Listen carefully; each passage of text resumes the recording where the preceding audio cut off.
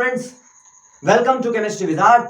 और आज हम लेके आए हैं some basic concepts of chemistry chapter number 1 of class 11 का लेक्चर नंबर 1। लेक्चर स्टार्ट करने से पहले मैं आपसे एक बात कहूंगा कि सोशल मीडिया पे बच्चों ने क्या है ना, मतलब आप ही लोगों ने, कुछ बच्चों ने, आप सभी के लिए नहीं बोल रहे हैं, लेकिन कुछ बच्चों ने क्या है कि एक ट्रेंड चला दिया कि डिसरेस्पेक्टिंग देयर टीचर्स, उनके पिक्चर्स पर या वीडियोस पर गलत कमेंट्स करना एक कूल है ना। उस पर रिप्लाई भी आ रहे हैं काफी, है ना, उस पर हंसी भी आ रही है लोगों को। लेकिन मैं आपको एक बात कह देता हूं कि if you can't respect your teachers you can't do anything in your life. आप चाहे लाइव टीचर्स के साथ बदतमीजी कर रहे हो, उनके फोटोज पर कुछ बोल रहे हो, उनके वीडियोस के नीचे कमेंट में कुछ बोल रहे हो, वो डिसरेस्पेक्ट ही होता है। मजाक टीचर्स के साथ एक अलग होता है, वो हेल्दी वाली बात होती है, लेकिन if you are disrespecting them then ये बात बिल्कुल गलत है। जो पेरेंट्स हैं उनसे भी मेरी रिक्वेस्ट है कि जो अपने बच्चे हैं उनकी अपब्रिंगिंग कम से कम ऐसी रखिए कि वो अगर जितना आपको रेस्पेक्ट करते हैं उतना ही ज्यादा टीचर्स को रेस्पेक्ट करें। और अगर कोई बच्चा आपको रेस्पेक्ट नहीं कर पा रहा है तो वो टीचर को रेस्पेक्ट करेगा भी नहीं। तो इतनी अपब्रिंगिंग आप अपने स्टूडेंट के रखिए, क्योंकि पहले के जमाने में ये होता था कि टीचर डोमिनेंट होता था और पेरेंट्स उनके पास आकर बोलते थे कि हमारे बच्चे का ध्यान रखिए। आजकल क्या हो रहा है, पेरेंट्स ही आकर टीचर के ऊपर डोमिनेंट हो रहे हैं कि I am paying you something and you have to do something, हमारा बच्चा कुछ भी करे। तो पेरेंट्स भी इस बात का ध्यान रखिए ताकि जो आपके स्टूडेंट्स हैं, मतलब हमारे स्टूडेंट्स हैं, वो आगे जो है वो अच्छा कुछ प्राप्त कर सकें, अच्छा कुछ अचीव कर सकें। तो if you want to achieve something then respect your teachers. और एक और बात, वीडियो के बीच में मुझे पता लगा कि माइक जो है वो डिस्कनेक्ट हो गया था, तो अगर उसकी जरूरत पड़े तो ईयरफोन जो है वो रिकमेंडेड है। चलिए शुरू करते हैं। तो केमिस्ट्री के 5 ऐसे बड़े लॉज हैं, कितने, 5 ऐसे बड़े लॉज हैं जिनके ऊपर एटम कैसे कंबाइन करके एक मॉलिक्यूल बनता है, या मॉलिक्यूल टूटकर कॉन्स्टिट्यूएंट एटम्स में कैसे टूटता है, कोई फिजिकल या केमिकल रिएक्शन कैसे होती है, ये सब डिपेंड करता है। 5 बड़े लॉज हैं। हालांकि कुछ इनमें से लॉज जो है वो आज की डेट पर हर जगह लागू नहीं होते, क्योंकि न्यूक्लियर रिएक्शंस भी अभी आ गई हैं और न्यूक्लियर रिएक्शंस में बहुत सारी एनर्जी का लॉस या एनर्जी का फॉर्म या फिर नए एटम्स का फॉर्मेशन भी होता है। तो उसके बारे में हम लोग यहाँ पर बात करने वाले हैं। पहला जो हमारा लॉ है, पहला लॉ क्या, लॉ, पहला लॉ क्या लिया, law of conservation of mass. Law of conservation of मास, ये बड़ा पहला लॉ है और ये कहता है कि ड्यूरिंग एनी फिजिकल और केमिकल चेंज, यहां पर लिख लेते हैं हम लोग, ड्यूरिंग एनी फिजिकल और केमिकल चेंज, किसी भी फिजिकल या, पढ़ते चली जाइए, किसी भी फिजिकल या केमिकल चेंज के दौरान the total mass of the total mass of product will be equal to that of reactant, या इसको ऐसे बोला जाए, the whole mass of universe remains constant,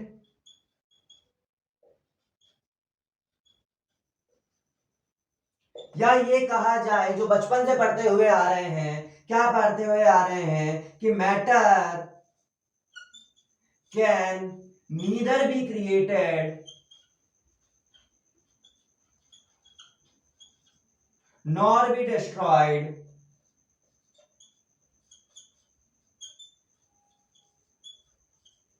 तो यहां पर हमारे पास 3 फॉर्म है इस लॉ की। ड्यूरिंग एनी फिजिकल और केमिकल चेंज, क्या बोल रहे हैं हम लोग, ड्यूरिंग एनी फिजिकल और chemical change the total mass of the product will be equal to the total mass of the reactant. इसको और बोल सकते हैं the whole mass of the universe will remain constant, या फिर इसको बोल सकते हैं matter can neither be created nor be destroyed, matter can neither be created nor be destroyed. याद होना चाहिए, हो जाना चाहिए, ये बिल्कुल याद हो जाना चाहिए। अगर मैं बोलूं क्या ये बात हमेशा सच है, नहीं। आज की डेट में जो न्यूक्लियर रिएक्शंस हैं उसमें कुछ मास एनर्जी की फॉर्म में रिलीज हो जाता है, यानी कि ये बात अभी सत्य नहीं है। लेकिन अगर हमसे पूछा जाता है तो according to NCERT, according to the laws, क्या है, ये बात बिल्कुल सही है। इसको एक एग्जांपल के तौर पे हम लोग देखते हैं कि मान लीजिए कैल्शियम कार्बोनेट है। कौन है बच्चों, कैल्शियम कार्बोनेट है। इसको मैंने हीट किया तो ये calcium oxide plus carbon dioxide में टूट गया। सर आपको कैसे मालूम, रिएक्शन होती है, हमने पढ़ी है, तो वो बात हमने यहां पर लिख दी है। इसका मास अगर मैं देखूं, मोलर मास होता है 40 ग्राम। मैंने बोला 1 मोल इसका, 1 मोल इसका, 1 मोल इसका। सर ये मोल किस चिड़िया का नाम है? इससे पहले वाले लेक्चर में हम आपको पढ़ा चुके हैं। मोल कंसेप्ट का अलग से लेक्चर लिया है मोदी जी वाले थंबनेल में, है ना। चलिए उसमें देखेंगे आप 40 प्लस 12 प्लस 48। सर ये क्या किया आपने? इसका मास होता है कैल्शियम का 40 मोलर मास, कार्बन का होता है 12, ऑक्सीजन का थोड़ा गलत तरीके से लिख दिया, सही से लिख देते हैं। और ऑक्सीजन को क्या है 16 3 48। इसको कैलकुलेट किया, आंसर आया 100। कितना आया 100। इसको किया मैंने 40 प्लस 16, इसको मैंने किया 12 प्लस 32। सबको कैलकुलेट किया, कितना आ रहा है 100 आ रहा है। आ रही है कि नहीं आ रही है बात समझ में? इसको कैलकुलेट करने पे हमने देखा कि the mass of the product is equal to the mass of the reactant. ये रहा प्रोडक्ट, ये रहा रिएक्टेंट। बात समझ में आई कि नहीं आई? During a chemical reaction the whole mass of the product will be equal to the whole mass of the reactant. बात समझ में आ रही? matter can neither be created nor be destroyed. Yes, it is not applicable for the nuclear reaction because EMC square की form में बहुत सारी energy यहाँ पर निकल जाती है। आ रही है कि नहीं आ रही है बात समझ में? चलिए सेकंड लॉ पे आते, फास्ट तो नहीं हो रहा है। अगर फास्ट लग रहा है तो थोड़ा स्लो कर लीजिए आप, है ना, थोड़ी मेहनत आप भी कर लें। पता है ना कैसे करते हैं? चलिए 0.75 की फॉर्म में देख सकते हैं आप। और किसी को स्लो लग रहा है तो फास्ट कर लो, है ना, ऐसे बात कर सकते हैं, है ना। चलिए डबल टू पे घर में देखो। आते हैं सेकंड लॉ पे, जो है हमारा लॉ ऑफ कांस्टेंट या डेफिनेट प्रोपोर्शन। इसके नाम से हमको लॉ का मतलब समझ में आएगा। इसके नाम से हमको लॉ का मतलब समझ में आएगा। क्या कह रहा है लॉ? लॉ कह रहा है law of definite proportions। Law of definite proportion या कांस्टेंट प्रोपोर्शन क्या होता है? मतलब लॉ मतलब नियम, ऑफ डेफिनेट का मतलब फिक्स या कांस्टेंट, और प्रोपोर्शन का मतलब होता है रेशियो या फिर कंट्रीब्यूशन। तो ये जो लॉ है इसका मतलब यही है कि अ केमिकल कंपाउंड, लिख लेते हैं यहां पर केमिकल, याद करते चले जाएं, a chemical compound always have same ratio of elements by mass irrespective of the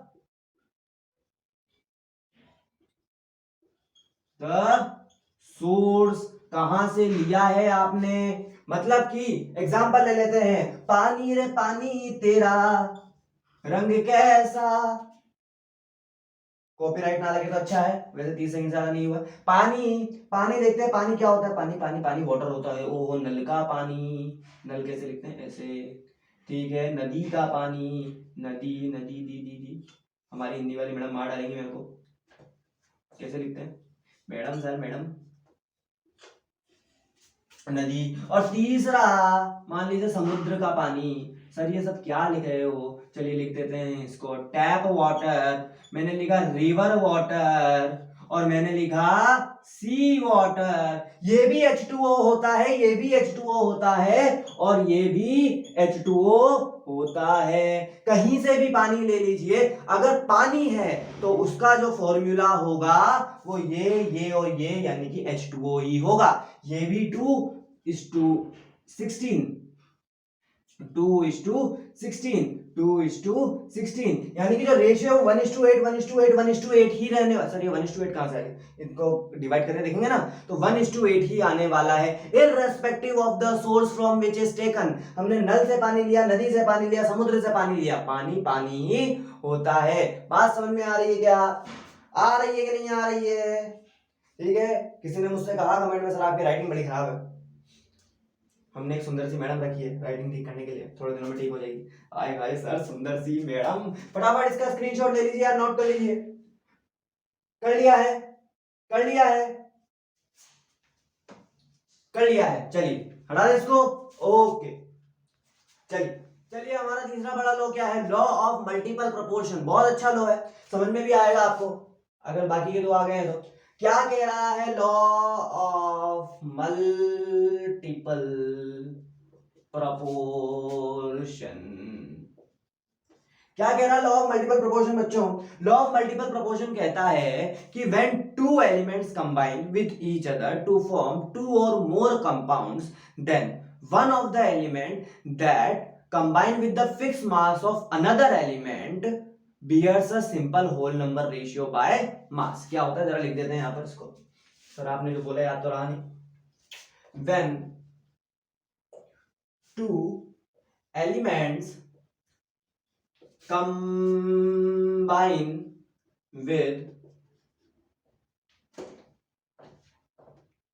with each other to form two or more compounds, then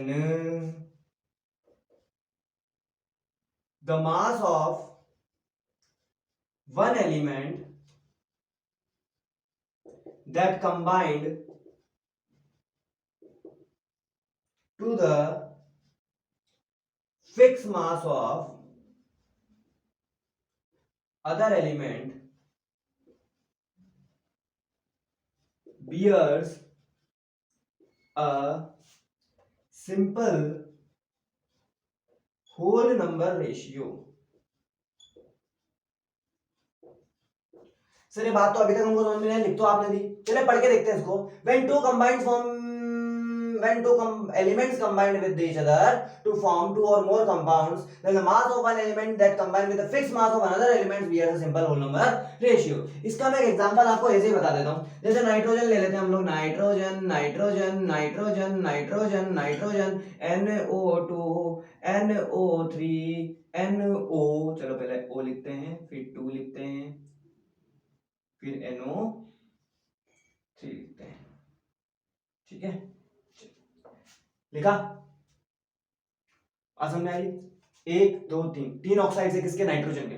nitrogen का मास कितना है? 14 सर, मोलर मास होता है 14, यानी कि the mass of nitrogen is fix. Nitrogen का मास कितना है? 14। अब ऑक्सीजन का देखते हैं। यहां पर ऑक्सीजन का मास है 16 क्योंकि एक ऑक्सीजन है, यहां पर 2 है तो 32 और यहां पर 3 है तो 48। अगर मैं बोलूं 16:32:48 कितना है, तो आंसर है 1:2:3। ये होता है कि अगर दो एलिमेंट्स कंबाइन कर बहुत सारे कंपाउंड बना रहे हैं तो उनमें से जो एक एलिमेंट का अगर वो मास हम लोग कांस्टेंट कर देते हैं तो बाकी का जो दूसरा एलिमेंट है वो क्या करेगा, जो एक दूसरे के कंपाउंड से यानी कि NO NO2 NO3 इसमें जो ऑक्सीजन का जो अमाउंट है वो आपस में क्या होंगे? सिंपल होल नंबर रेशियो को बियर करेंगे। 1:2:3 is a simple whole number ratio. This is law of multiple proportion. ठीक है, बहुत इजी सा लॉ है। पहले मैं कह रहा हूं अगर आप ये 5 मिनट का वीडियो देखने आए हैं कि सिर्फ लॉस बताकर चल जाएगा, नहीं, लॉस बताया जाएगा, समझाया जाएगा, समझ में आ जाए जब तक। ठीक है, इसको नोट करेंगे। चलो एक काम करते हैं, पहले चौथा लॉ भी देख लेते हैं हम लोग कि लॉ कौन सा है, पहले देख लें यहाँ पर। चौथा लॉ गैलियस लॉ। ये क्या है भाई साहब? गैलियस लॉ को कहा जाता है गैलियस लॉ ऑफ गैसियस वॉल्यूम। और लॉ क्या है, समझिए बात को, क्या है लॉ? सर इसका तो नाम से भी समझ में नहीं आ रहा, फिर चलिए पढ़ के देखिए। लॉ क्या कहता है? मैं बोल रहा हूं लॉ, व्हेन गैसेस कंबाइन, जब गैस कंबाइन करती है। चलिए लिखते हुए चलते हैं, ठीक है। When gases combine in a chemical reaction, when gases combine in a chemical reaction। इतनी से समझ में आ गई क्या? जब गैसेस केमिकल, हिंदी में पढ़ेंगे हम लोग, इतना हार्ड नहीं है। when gases combine in a chemical reaction, जब गैसेस केमिकल रिएक्शन में कंबाइन करती हैं, they do so in a simple ratio। यहां पर भी लिखते हैं they do so in a simple ratio, यानी कि जो इनका वॉल्यूम है वो एकदम सिंपल रेशियो में। सर ये वाली बात हमको कुछ जमी नहीं, ठीक है, ये वाली बात हमको कुछ जमी नहीं। चलिए देखते हैं। पहले मैं एक और बात लिख दूं यहां पर कि provided the physical conditions are same.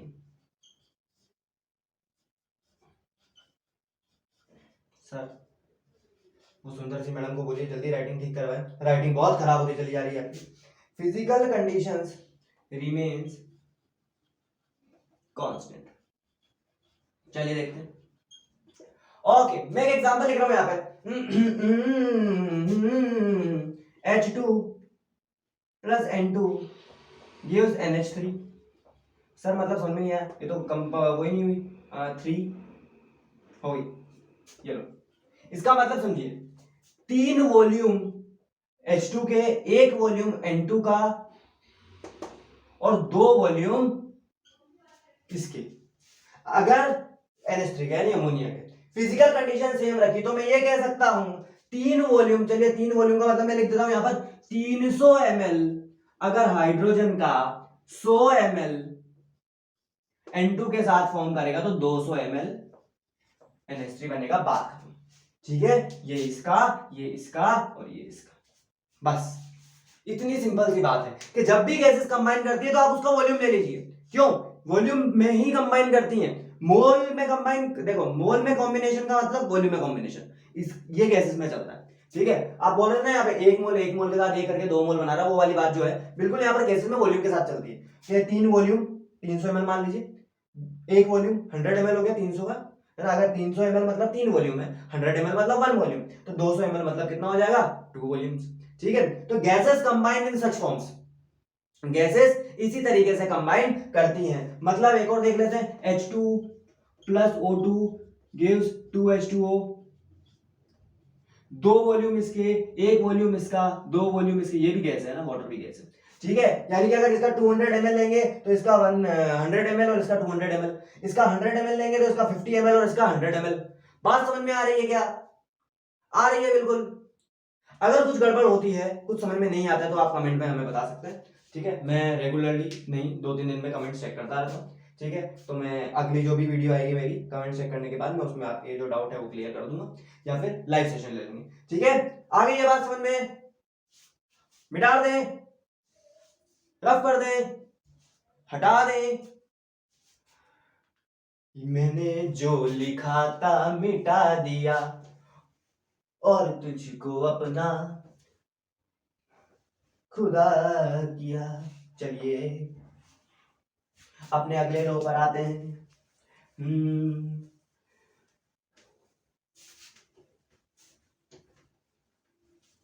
लोगों को मैं जीनियस लगता हूँ, चेहरा ये सीरियस लगता हूँ, अंदर से दिल फेक हूँ। माना हूँ छोटे घर का, जेब से हूँ कड़का, लड़का मैं बड़ा ही नेक हूँ। सही है सर? Oh no. चलिए आ जाते हैं हमारे आखिरी लॉ पर, जो है एवोगाड्रो लॉ। क्या है? Avogadro law. इसका मतलब क्या होता है? वैसे मैं पढ़ा चुका हूं इसको मोल कंसेप्ट में, लेकिन फिर से देखो, Avogadro's law, Avogadro, oh my god, Avogadro's law, किसका law? Avogadro's law. What is Avogadro law? ठीक है, एवोगाड्रो लॉ क्या कहता है? एवोगाड्रो लॉ गैसेस वॉल्यूम के बारे में बात करता है। Equal volume of gases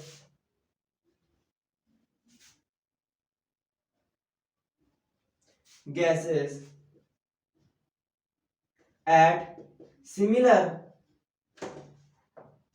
same, not similar, same और similar में अंतर क्या? Similar मतलब लगभग, same मतलब same। Equal volume of gases at same physical conditions। Physical condition में आ गया आपका temperature, pressure, have equal number of molecules। और अगर मॉलिक्यूल्स गैस के सेम है तो मोल्स भी गैस के सेम है। ये बात हम लोग मोल वाले जो लेक्चर है उसके अंदर देख चुके हैं। चलिए फिर क्या करें सर? इसका मतलब समझिए आप, अगर मैं लिख रहा हूं 3H2O, sorry 2H2O gives O2 plus 2H2, इसका मतलब है अगर इसके 2 मॉलिक्यूल काम में आ रहे हैं, अब मैं यहां पे लिख देता हूं, अगर मैंने ले लिया मान लीजिए इसका 100 ml, इसका बनेगा 100 ml और इसका बनेगा 50 ml। ठीक है, मैंने बोला था गैसेस कंबाइन इन वॉल्यूम्स। मैं इसको ऐसे नहीं लिखता हूं, मैं इसको ऐसे लिख दूंगा कि दो मॉलिक्यूल, एक मॉलिक्यूल और दो मॉलिक्यूल, अगर इनका वॉल्यूम सेम होगा तो इनके नंबर ऑफ मॉलिक्यूल सेम होंगे। मैंने अगर यहां पे लिखा कि two volumes of this, one volume of this and two volume of this, if the volumes are same the molecules are same, if the volume is different, मैंने half कर दिया वॉल्यूम तो molecules क्या हो गए, हाफ हो गए। बस यही था लॉ। क्या था law? Equal volume of gases at same equal physical conditions are. और अगर मैं एसटीपी की बात करूं तो ए 22.4 लीटर का मतलब होता है 6.022 into 10⁻23 मॉलिक्यूल्स। ये भी हमको पता है, यानी कि अगर हमें 22.4 लीटर का मतलब 1 मोल होता है, या ये बोल दूं इतने नंबर ऑफ मॉलिक्यूल्स होते हैं। क्वेश्चन आ सकता है कि बताइए अगर 6.022 into 10⁻23 volume of H2O react टूटता है तो कितने मॉलिक्यूल ऑक्सीजन के और कितने मॉलिक्यूल हाइड्रोजन के बनते हैं, तो आपको बताना पड़ेगा। इसका मतलब Na होता है, अगर Na मॉलिक्यूल्स इसके हैं तो Na ही मॉलिक्यूल्स इसके होंगे। देखिए 2O2 लग रहा है बट Na/2 मॉलिक्यूल्स इसके होंगे। आ रहा है कि नहीं आ रहा है बात समझ में? ठीक है, ये हो गए हमारे 5 लॉज, 5 बड़े लॉ।